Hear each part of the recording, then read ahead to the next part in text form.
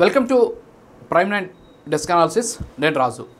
ఈరోజు దేశంలో రాజకీయ వ్యవస్థ ఎంత భ్రష్టు పట్టిపోయిందంటే కులాలను అడ్డం పెట్టుకొని, మతాలను అడ్డం పెట్టుకొని, ప్రాంతాలను అడ్డం పెట్టుకొని రాజకీయ నాయకులు పేటరేగిపోతున్నారు. కనీస అర్హతలు లేనటువంటి వాళ్ళని, కనీస పరిజ్ఞానం లేనటువంటి వాళ్ళని, కనీస విద్యార్హతలు లేనటువంటి వాళ్ళందరూ కూడా ఈరోజు కొంతమంది రాజకీయాల్లోకి రావడం వల్ల ఆ కొంతమంది వల్ల రాజకీయాలు భ్రష్టు పట్టిపోతున్నాయి. వారి వల్ల సమాజం భ్రష్టు పడుతోంది. ఎందుకు ఈ మాట అంటున్నానంటే, కులాలతోటి కొంతమంది రాజకీయం చేస్తున్నారు, మతాలతోటి కొంతమంది రాజకీయం చేస్తున్నారు, ప్రాంతాలతోటి కొంతమంది రాజకీయం చేస్తున్నారు. మతాలతో రాజకీయం చేసేటటువంటి వాళ్ళు మత విద్వేషాలను రెచ్చగొట్టడం వల్ల సమాజంలో ఏ స్థాయిలో వాటి మీద జరిగేటటువంటి పరిణామాలు ఎలా ఉంటాయో కూడా తెలియకుండా కొంతమంది రెచ్చగొడుతూ ఉన్న పరిస్థితి.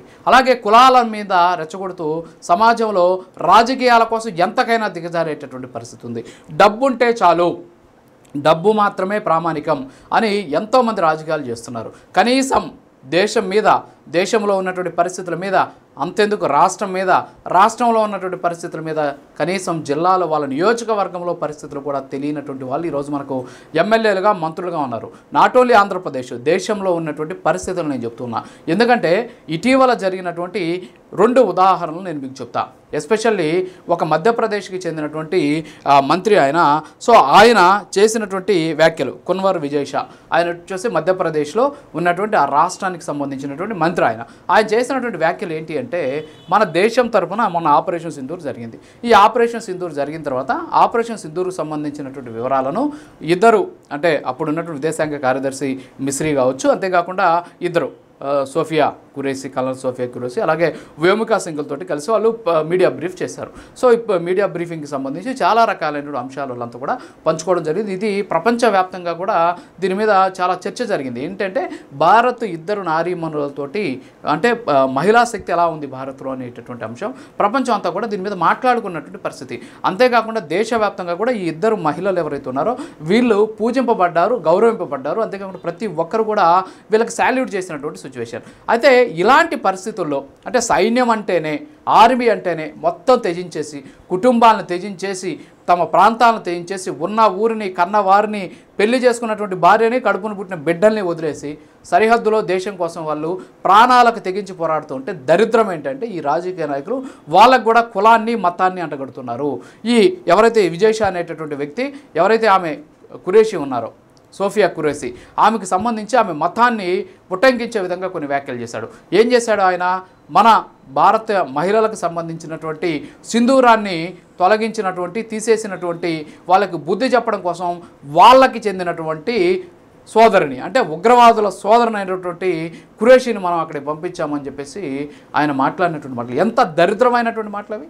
కనీసం ఒక మంత్రివి ఈరోజు దేశానికి సంబంధించి ఇంత పెద్ద ఎత్తున వాళ్ళు ప్రాణాలకు తెగించి, ఆమె ఒక్కటే కాదు, వాళ్ళ తాత ఆర్మీలో పనిచేశారు, వాళ్ళ తండ్రి ఆర్మీలో పనిచేశారు, ఆమె యునైటెడ్ నేషన్స్కి సంబంధించినటువంటి పీస్ కమిటీలో కూడా ఆమె పనిచేసినటువంటి పరిస్థితి, చాలా వరకు కూడా అనుభవం ఉన్నటువంటివి మహిళ. ఆమె కన్నీటి పర్యంతమవుతూ, అంటే కళ్ళల్లో నుంచి వస్తూ ఉన్నటువంటి కన్నీటిని కూడా ఆపుకొని సమాధానం చెప్పాల్సిన పరిస్థితి.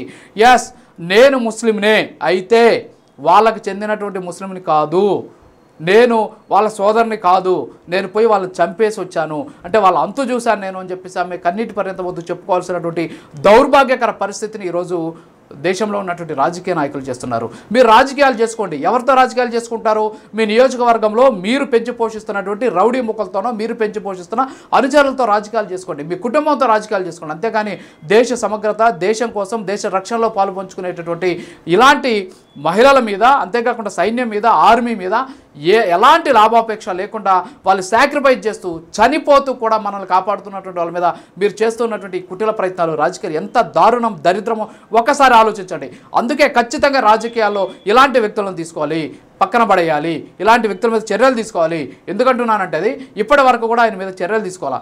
కేసు నమోదైంది, సుప్రీంకోర్టు కూడా చివాట్లు పెట్టింది, హైకోర్టు వెళ్ళి క్షమాపణ చెప్పమంటుంది. కానీ ఇప్పటి వరకు ఆ పార్టీకి సంబంధించి, అంటే బీజేపీ మంత్రి ఆయన, సో బీజేపీ నుంచి ఇప్పటివరకు ఆయన మీద చర్యలు తీసుకోలేదు. ఆయన వెంటనే మంత్రివర్గం నుంచి బర్తరఫ్ చేయాలి. కనీసం దేశానికి సంబంధించి ఇంత ప్రాణాలకు తెగించి దేశం కోసం వాళ్ళు ఇంత పోరాటం చేస్తుంటే వాళ్ళ గురించి మీరు మాట్లాడేటటువంటి మాటలు ఇవే? నాట్ ఓన్లీ బీజేపీ, కాంగ్రెస్ విషయానికి వస్తే అక్కడ కాంగ్రెస్ అలాగే వాళ్ళ కూటమికి సంబంధించి వస్తే ఆయన మాట్లాడడం జరిగింది. ఆయన ఏం మాట్లాడారు అక్కడ?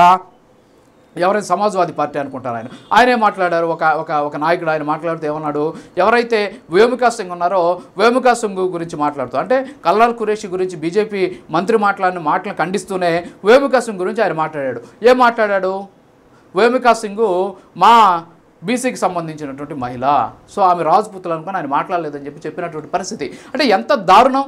వీళ్ళకి కులాలు మతాలు ఉంటాయా? ఒకటే ఉండే మతం మానవత్వం, రెండోది భారత జాతీయ సమగ్రత వాళ్ళకి కావాల్సింది. అంతేగాని కులాలు మతాల పేరుతో ఇంకా కొట్టుకొని చేస్తూ దరిద్రంగా వినాశనానికి కారణమవుతున్నటువంటి ఇలాంటి రాజకీయ వ్యవస్థ భ్రష్టుపట్టిపోతుంది. మీ రాజకీయాల కోసం కులాల్ని మతాలని వాడుకుంటున్నారు, ప్రాంతాల మధ్య విద్వేషాలు రెచ్చగొడుతున్నారు, మతాల మధ్య విద్వేషాలు రెచ్చగొడుతున్నారు, అల్లర్లకు కారణమవుతున్నారు. కానీ దరిద్రం ఏంటి అంటే దేశ సమగ్రత విషయంలో, దేశ రక్షణకు సంబంధించిన విషయంలో, ఇలా సాక్రిఫైస్ చేసినటువంటి వారి విషయంలో మీరు ఇలా మాట్లాడితే ఖచ్చితంగా బుద్ధి చెప్పాల్సినటువంటి పరిస్థితి ఎదురవుతూ ఉంది.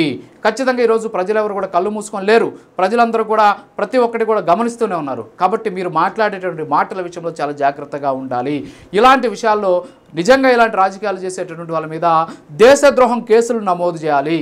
ఏదో చర్యలు తీసుకున్న ఎఫ్ఐఆర్ నమోదు చేశారు, కేసు పెట్టాము, ఆయన మంత్రి కాబట్టి బెయిల్ మీద వచ్చేసాడు, లేకపోతే ఆయన ఇంకొక పార్టీకి సంబంధించినటువంటి ముఖ్య నాయకుడు కాబట్టి ఆయన బెయిల్ మీద వచ్చేసాడు, కుదరదు. ఇలాంటి వాళ్ళ మీద దేశద్రోహం కేసులు పెట్టాలి. ఇలాంటి వాళ్ళే దేశద్రోహులు అనేటటువంటి విషయం మీద దేశవ్యాప్తంగా చర్చ జరుగుతుంది. ఇప్పటికైనా సరే వీళ్ళ మీద చర్యలు తీసుకోవాలి. ఇలాగా ఎవరైతే దేశం కోసం, దేశ సమగ్రత కోసం, దేశ రక్షణ కోసం, దేశ భద్రత కోసం పాటుపడుతున్నారో వాళ్ళకి శాల్యూట్ చేయాలి తప్ప ఇలా కులాలు మతాలను అంటగట్టి వాళ్ళని కూడా ఒక వేర్పాటు వాదంతో వాళ్ళ కంట్లో నుంచి కన్నీరు వచ్చేలాగా చేశారు అంటే నిజంగా మీరు మనుషులేనా అని ప్రశ్నించాలి అనిపిస్తుంది. ఇది వాటి డెస్క్ అనాలిసిస్. మరో అనాలిసిస్ మళ్ళీ కలుద్దాం. నమస్కారం.